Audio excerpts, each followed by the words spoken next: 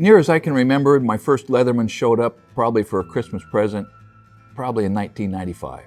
And I think it was the Super Tool. That may have been like their second or third iteration. It was early in their progression. But after about a week, I thought, yeah, I think I'm going to take this to work every single day.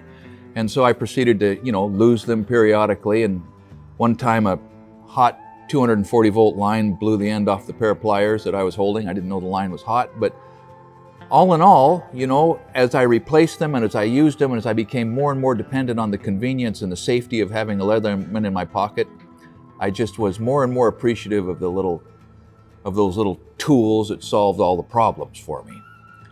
And then as Christmases and birthdays would come and go, people would quite naturally get me the latest and greatest. And each time it felt different in my hand.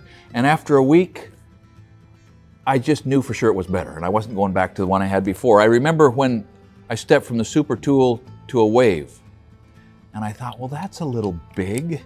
And then the first time I got it out and really squeezed on something, I thought, wow, that feels way better in my hand, and I was hooked. And right now I can't even find my last Super Tool. And I wish I could, because it's a neat, it's an effective thing. And then I'm not sure which of these was next. I know that Leatherman sent us one or two, maybe three of them a few years ago, and I appreciate that. But each time, it was something different and something a little more sort of complete. So today, sitting before you right now, I'll tell you that the free P4 is the model that Leatherman has in their arsenal that suits me the best.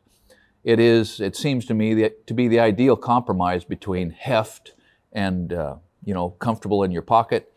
The big deal is that all of the tools can be opened with one hand. I mean, all of the screwdrivers and the can opener and the file and the scissors and every other thing, and it flies open. I mean, it's a butterfly knife, pretty much the way it comes open. It's pretty handy. And yes, it's big, but it's small enough to not, it stays in my pocket. I have noticed occasionally that it hung up in my hand a little bit because of that clip, and I never use that clip. So right now, I'm going to fix a problem that I probably should have fixed years ago, because I have here for the first time the right little bitty Torx drive screwdriver. So let's take this clip off of here. I can see that I've bent it a little bit over the years, once or twice.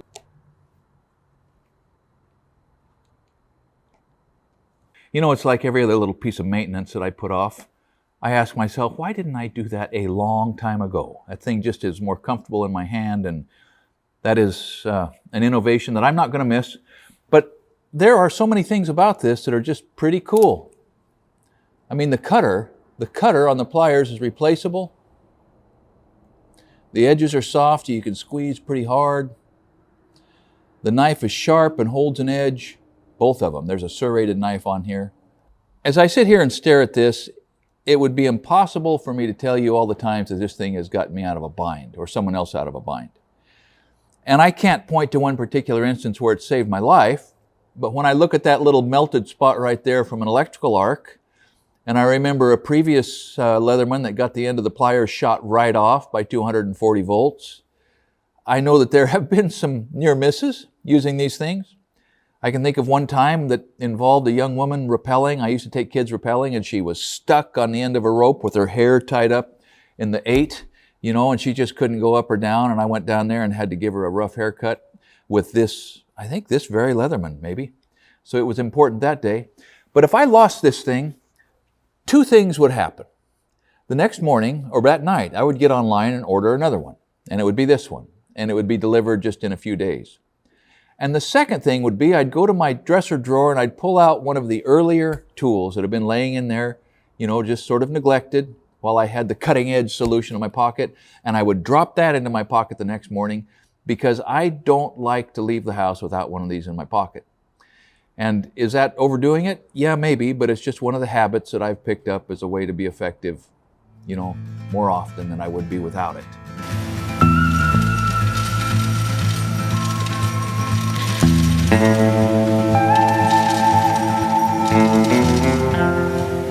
I take a lot of satisfaction in telling you that these tools are made right here in Oregon.